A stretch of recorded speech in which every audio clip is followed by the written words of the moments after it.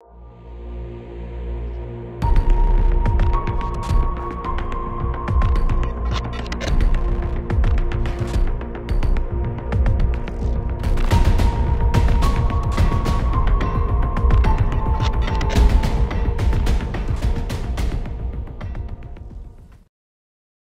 the thing we want to look at now is whether or not Christians in Australia should vote yes or vote no for the upcoming The Voice to Parliament referendum. And to look at this, there's 5 points we want to look at. The Voice to Parliament enshrines an Indigenous Australian voice, whatever that means, to talk to Parliament on any issue that relates to Indigenous people. So rather than me rabbit on about that, lads, I want to throw out the first objection, and I have lots of other objections from a Christian, a biblical Christian point of view, as to why I don't think Christians should vote yes, but rather should vote no in the upcoming referendum, which would enshrine the voice into the Australian Constitution. And it's a point that I've taken from Steve's video on his Rumble channel. There can never be such a thing as an Indigenous voice. So, Steve, why don't we get you to get that party started? What do you think about that? Well, I think there's going to be as many voices as there's going to be Aborigines in this country. I mean, there's no such thing as an Italian voice, because not all Italians agree on everything in politics. There's no such thing as a British voice or a German voice. This is nonsense. This is what there is a singular narrative that the political class of people who push this idea, they have a voice and they have a projected narrative voice that they want to say, this is the voice of the Aboriginals. But it's not true that you talk to 5 different Aboriginals and you get 5 different views, just like you will with any other person in Australia. Yeah. And most certainly, many Aboriginals in this country are Christians, and they are not in favor of the voice because it pushes an agenda that's very non-Christian. So it's just not true that there is an Indigenous voice. Yeah, thanks, man. What about you, Harvey? A few thoughts from a Christian point of view? No such thing as an Indigenous voice. I would agree from a Christian point of view. I think there can never be such a thing as a representative Indigenous voice to non-Indigenous people. Sure. And I think that's what Steve was saying, and that's true. The Indigenous community in Australia is made up of hundreds of different tribal groups, each of whom has its own language, its own history, its own makeup, its own elders, its own traditions. So the question really is would the proposed voice adequately represent them? And would that voice be hijacked by certain individuals from certain groups to push their particular agenda to the disadvantage of other non-represented groups to their disadvantage? Yeah, there's always power. So at the moment, we have individuals who have grown up through who are Indigenous. They have their roots in the Indigenous community. There are blended folk with blended heritage and varied ancestry, some of which, for example, may have been products of a union between folk who came over as Indian or Indonesian, and their Australian their Australian partner was Indigenous. Now are they half Indigenous, properly Indigenous? Who gets to say how Indigenous they are? And what where do you go with trying to represent those mix of voices, eh? That's a tricky one. So there can't really be a thing as an Indigenous voice. I represent all Indigenous people. That is a fallacy, and I don't think any Indigenous community in Canada, in Australia, in South Africa, where I come from, could say any individual had a voice that spoke for all of their aspirations. That's a great point. Yeah, look, I think So let's move on to our second objection now, and it's well replete with objections, I might say. The second one is the voice is more about revenge, not reconciliation, or perhaps it leads to revenge, not reconciliation. Where do we go with that one, Harvey? I'll start with you first on this one. Yeah, I mean, the reconciliation is what? To reconcile. To be conciliatory is to give the other person a hearing and recognize that they have rights and obligations. They have ownership, they have a history, they have a heritage that is to be recognized, cognized first, and then recognized if we think about it. Yes. So to reconcile is to find 2 points that appear to be differing and to find a way in which they can work together. That's a reconciliation. Now, work together towards what end? If the preliminary investigations from certain activists in the Aboriginal community are going to be taken on board, it's quite clear that even some of the people who do not wish to vote yes do so on the grounds that they don't think that the revengeful recompense and compensation due is strong enough. And strangely enough, they would want something much more angry, much more combative, much more vengeful, much more demanding of compensation. Yeah, that's a there really... were documents that have been obtained indicating that Aboriginal control of assets must come with the capacity to charge rent or tax and have a stream of revenue in perpetuity,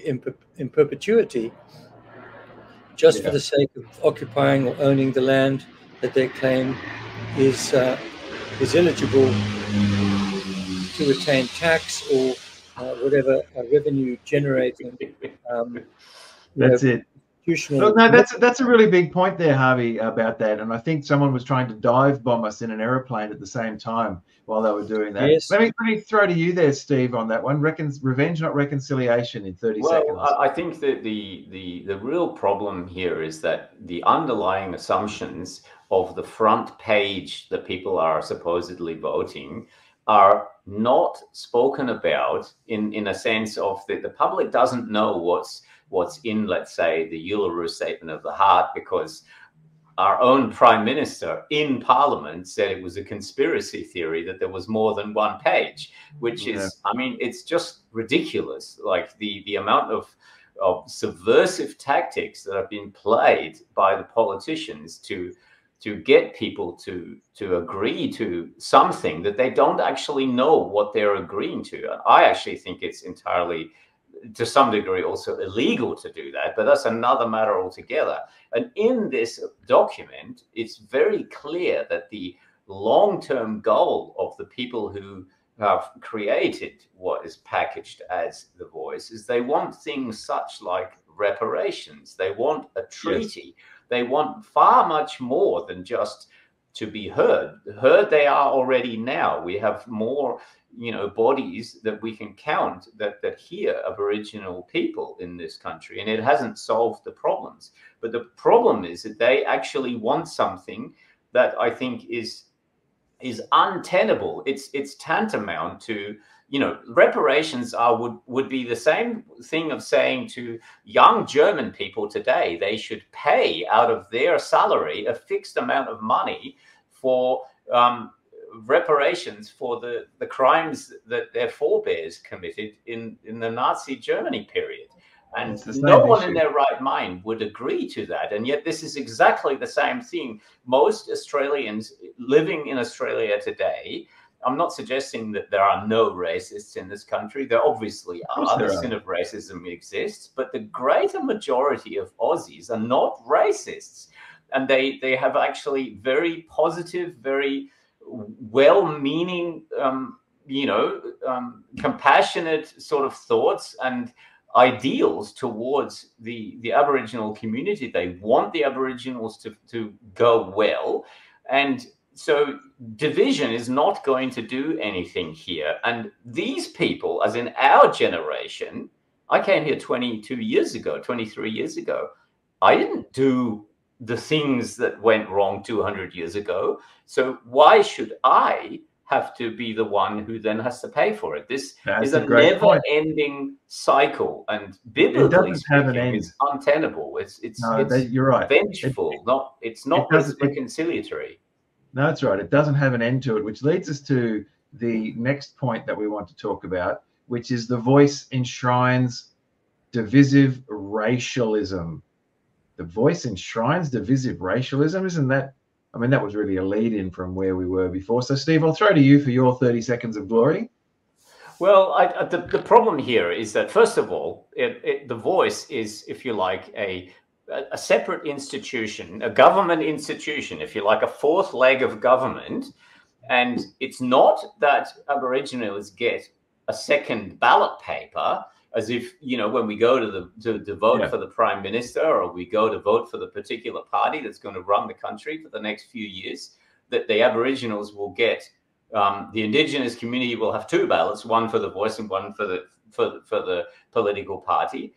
They're going to be unelected bureaucrats. So, and let's say they could vote. Let's say the Indigenous people could vote, then it means that every Indigenous person gets two votes, whereas every non-Indigenous person gets only one vote, which means they get a double say.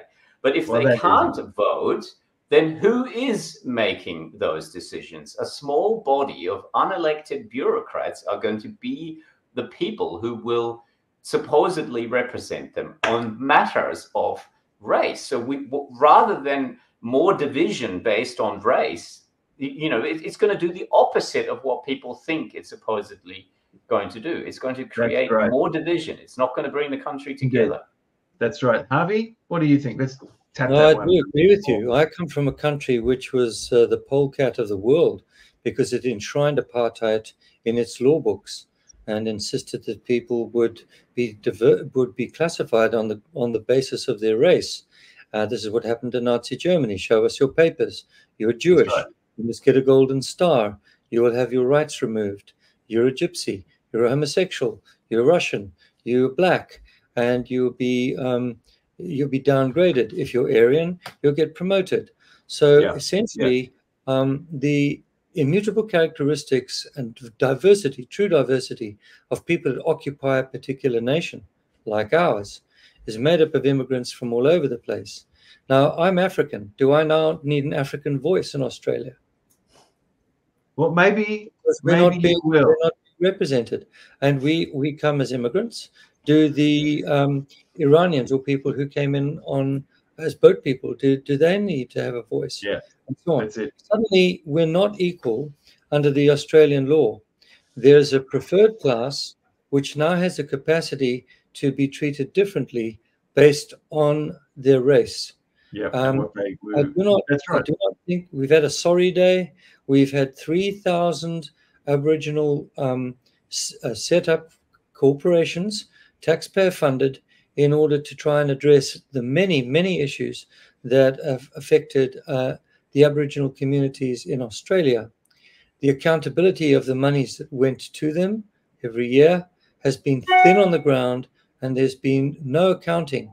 So would the voice now advise that more money gets spent, more money gets thrown into the Aboriginal communities with no accountability in sight? So I think it will definitely divide Australians on the basis of race. The us race will be, we're the ones that get privilege because of we were here first, and we now want to rent out the property you own. We need revenue from it. We want privileges. We want to, there's another jet coming. Sorry, I live in, I live in the, have to mute. No, that's okay, Harvey. I can do that one. And on the next one, we'll throw to Steve, which is the voice rejects the concept of forgiveness. Now, give me some punchy points on this one, Steve. Punchy points on the voice rejects forgiveness. Well, I think the point is it divides the country into the victim and the perpetrator. And it's not, forgiveness is about coming to a point where you've forgiven and you've moved on, and you're not regurgitating the whole thing all over and over and over again. And I think the reality is that actually many Aboriginals in this country don't want to be being portrayed as the victim.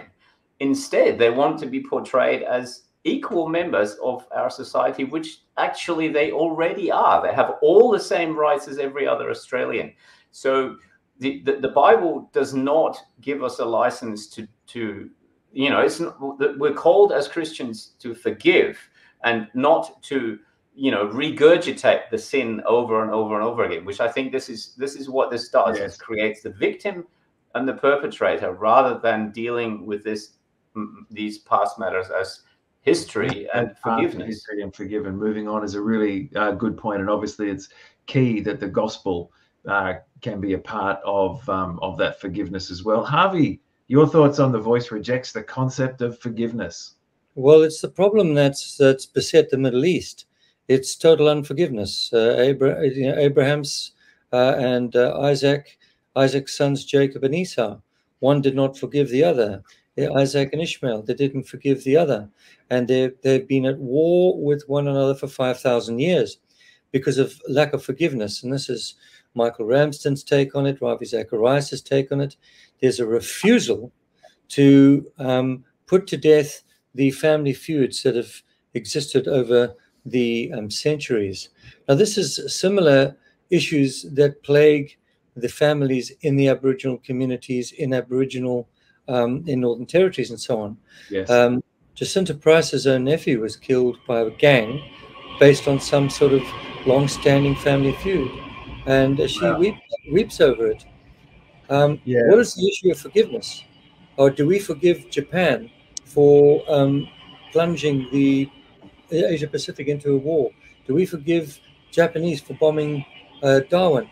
Do we forgive the British abandoning the Anzacs on the shores of Gallipoli and lost, 7,000 Australian and New Zealanders? Do we forgive them, or do we move on? And do we say, look, these were times that were terrible, we acknowledge them, but we have to move on? The Rwandan, the Hutus and Tutsis, if they didn't forgive each other, they're now out of jail 20 years later, the massacres would start up again.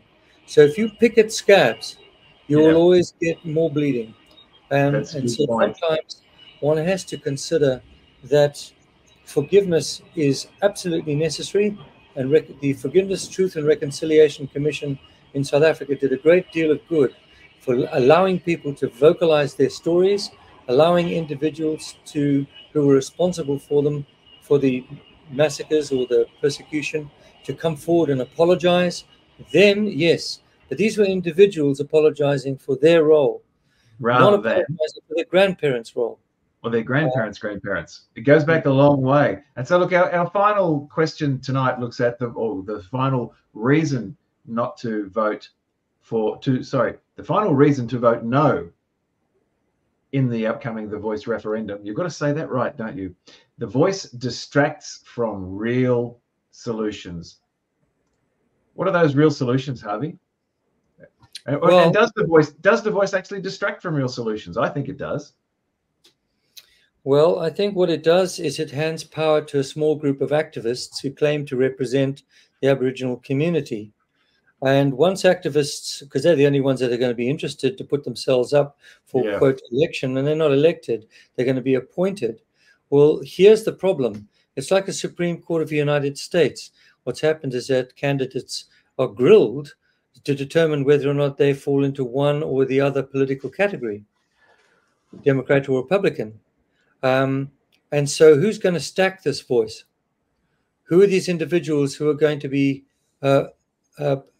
screened for?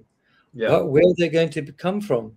So the real solutions, I think, would be to work with the existing Aboriginal leaders in each of the Aboriginal communities, to have true neighborliness between non-Aboriginal and Aboriginal communities, allow them to integrate as well as possibly could be assisted with the existing programs, properly administered and properly funded and properly audited, to ensure that the help that gets shoveled at them by a government taking taxpayers' money actually gets to the people who need it. And it's always a challenge, isn't it? Yeah. I mean, this is, you talk about the money, Harvey. I mean, we already, this is what few people realize. We already spend more on the 1 or 2 or 3% minority in Australia. We spend more. The budget, the sum total budget is bigger than the entire health budget of the nation. So we need to keep in perspective that we are spending vast quantities of money. This new voice will create a huge, massive bureaucratic machine that will cost vast quantities of more money. And the real problems on the ground, as in alcoholism and fatherlessness and the core issues that exist in the Aboriginal communities, they're not going to be solved by political solutions. I do not believe in politics. And I agree with you, Steve. We've 100 years of history to draw on, to say, did any of our political solutions solve those problems? And the reality, of course, is we have to conclude they didn't. And I think this is yet again just another political distraction. And it's like, politicians can rub their own egos and say, look what I did. Well, they're not doing anything because they're not going to pay for it. You and I are going to pay for it. But it's not going to solve anything. Of course, as a Christian, I believe the only true and meaningful solution to this is the Christian gospel. That's really what the Indigenous community needs. And I believe that is also why many Christian Aboriginals are dead against the voice, because they know that's perpetuating. Yeah, sorry, Steve, cutting you off there just to keep us within our time limit. Thanks for those comments on the way, gentlemen. So we can see, looking at where the votes are trending at the moment, it seems like the no vote to reject the so-called voice, the Aboriginal Indigenous voice to Parliament, looks like it's going to be soundly beaten. We hope this is the case because of not at all that we don't care about Indigenous people. In fact, quite the opposite. We think this will be detrimental to them. And so I think our encouragement there for Christians would be vote no to the voice. Gents, thanks for joining us tonight. Thanks for your great comments. And we'll catch all of our listeners, viewers and subscribers, and those new to the channel. Please do give it a thumbs up, like, subscribe, and leave your comments down below. Many of you will think differently to us. We'd love to hear your thoughts. All right. Bye. Bye-bye.